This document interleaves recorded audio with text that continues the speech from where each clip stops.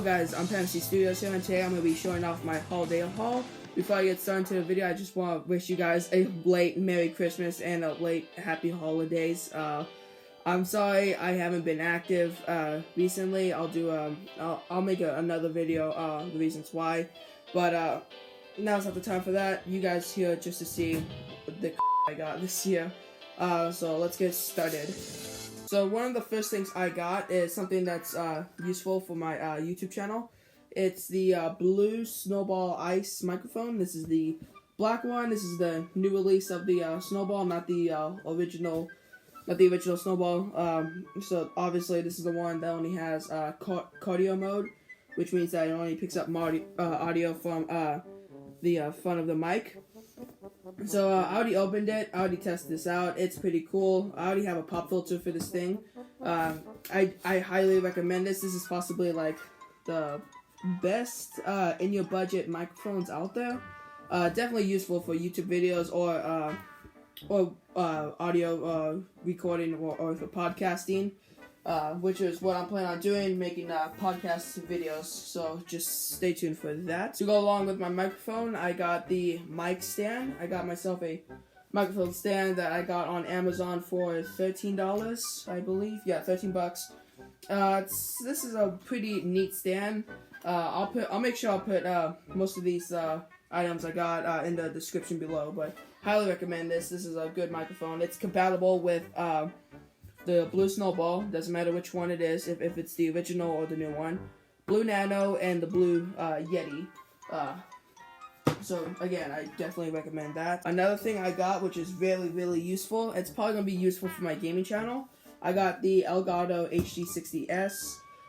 Definitely recommend this. Is possibly one of the best capture cards you could get out there. How this works is that you plug this to your console and plug it to a TV or monitor, and it turns out it gets its power from a computer. So you need a computer in order for this thing to work, instead of my old one, which is, if I pull up right here, this is my old capture card that I used to record with videos.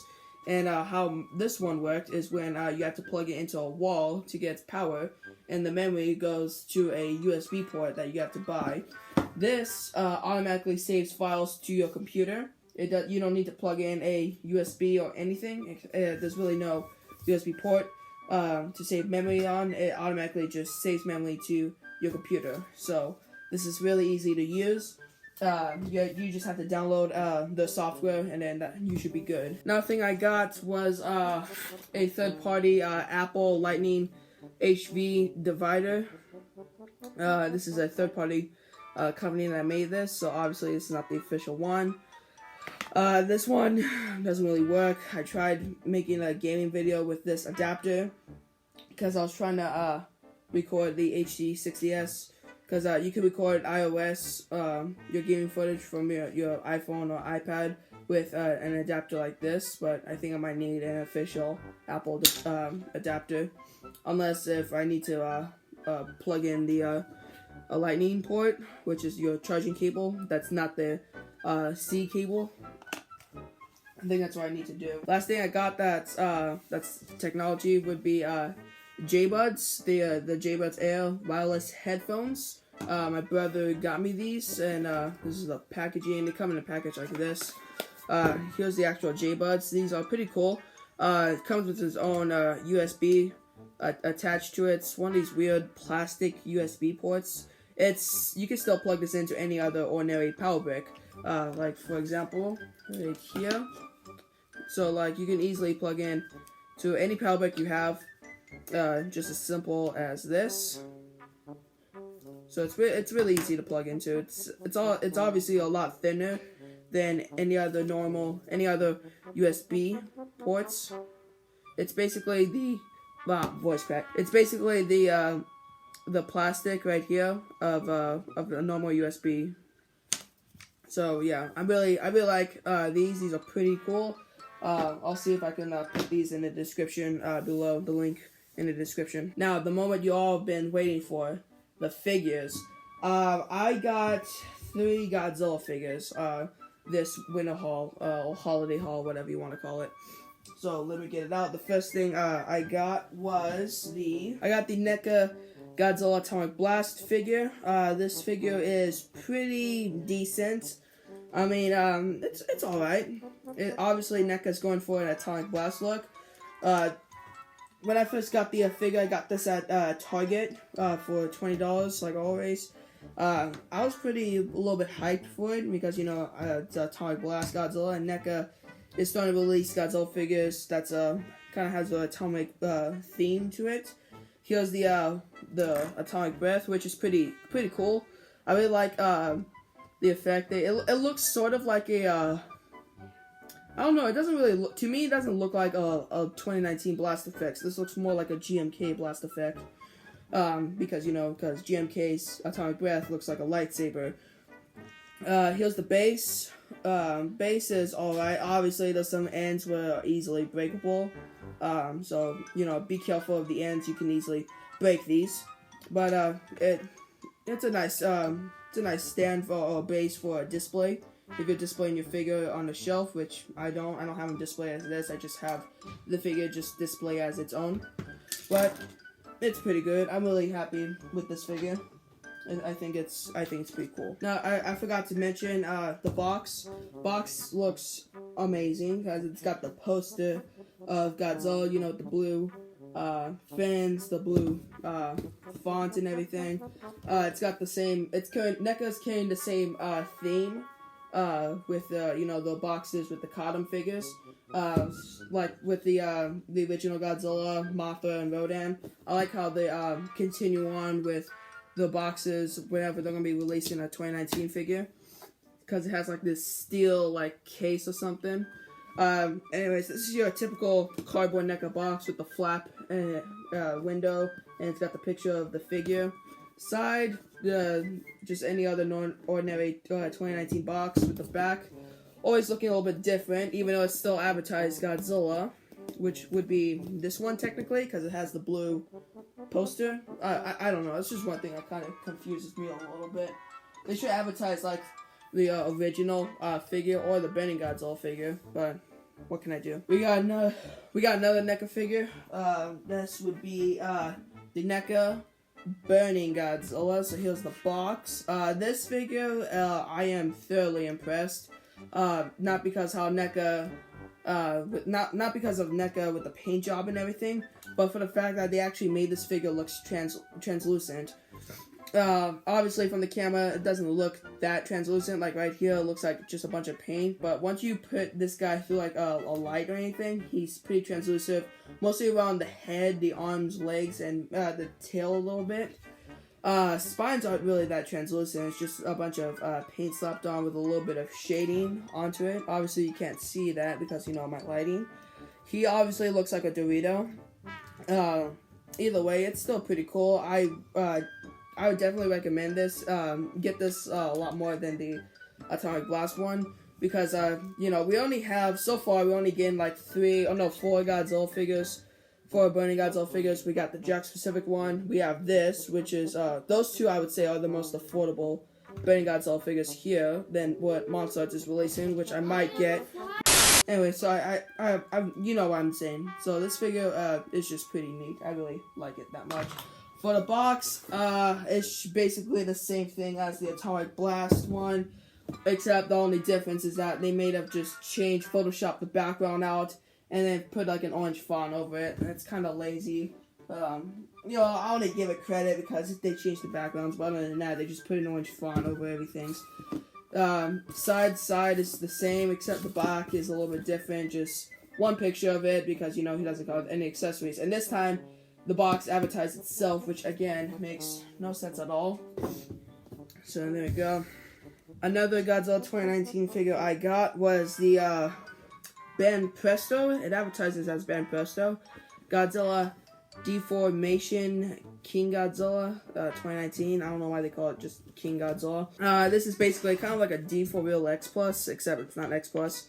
I got this for Christmas. This is from my local Japanese toy store for like $36. It's got the tag on there, the price tag. This figure looks kind of like an X Plus. It's got details like an X Plus to me. It definitely looks like a D4 wheel. I really like how they put a lot of details onto this figure. You know, with the teeth, the mouth, the spines. There's just so much detail on this figure. He comes with this nice little hollow base made out of plastic. It's got two pegs right there to plug in your Godzilla, because he has holes on the bottom of his feet. You plug his feet in, and then there you go. You could use it as a display. It's a pretty cool figure. I do enjoy him. Obviously, you know, you can't really articulate him, but he's a statue basically, so yeah. Here's something that I wouldn't consider an official figure. I got this at my Japanese toy store for $36. I mean, I think for the price, this figure's kind of worth it, even though it's a bootleg off a $100 figure. What did I get? My friends know it's this. It's the bootleg GMK King Ghidorah. This is the 6-inch version, and since it's the 6-inch one, it has the ball joints, which I find very annoying. But like, why would you add ball joints to a vinyl figure? This figure looks alright. It does look like the original 8-inch GMK Ghidorah. His eyes look like they've been drawn on by Sharpie, and they didn't paint his horns all the way because you can still see some of that gold exposed, or it could have made it faded. This Ghidorah is just like pure like gold. Like, he's shiny, he's glossy, very glossy, mostly especially on the wings, like right here, and on the back. He's pretty heavy, and he's really sharp, like with the horns on his head. The spikes on his back, throughout the tail, and of course the end of the tail. His feet are hollow. Obviously they cut it out because it has all the copyright information on it, and obviously they didn't want to get into legal issues. So this figure's alright. I might get the bootleg 8-inch version of him, or maybe I might just get the original figure at G-Fest someday. I don't know. For my last NECA figure that's not a Godzilla figure, I got the I believe it's a San Diego Comic-Con exclusive figure. It says so listed on Amazon. It's the Predator 2 City Hunter, the crystal clear City Hunter Predator. This figure's pretty cool. He's kind of sticky though because of the materials he's made out of. He's a lot easier to move. He's not as stiff as the original release of it. This is obviously the older version of the figure. This is by NECA again. This figure, alright. This figure's obviously got some articulation. The figure has the same mold as the original.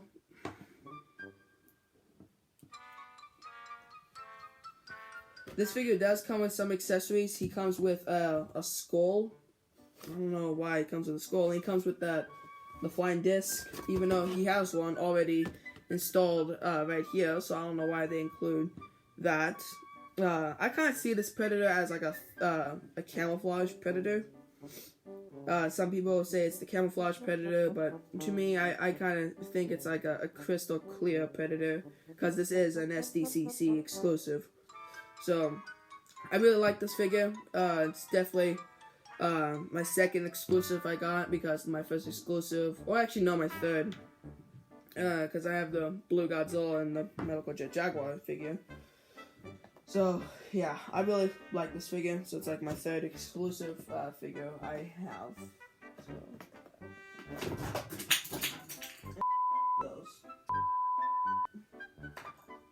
My next figure I got was a model kit. I got the Bandai Ultraman anime. This is a model kit. This is the Ultraman B type from Figure Race Standard. It's a limited version, so it comes with a poster. So this is obviously a limited figure. Here's the actual figure itself. Let me just pull him out. I built this guy on Christmas Day. It took me like an hour and a half. I thought he was going to be hard, but he's actually pretty easy to build. He's roughly around 6 inches. The figure has some loose points of articulation, probably because of me, my crappy building, because, you know, I don't really build model kits that much. I really think I do a good job. The one thing I do need to install though is some batteries, because it turns out his light meter, I forgot what it's called. I'm just gonna call it light meter.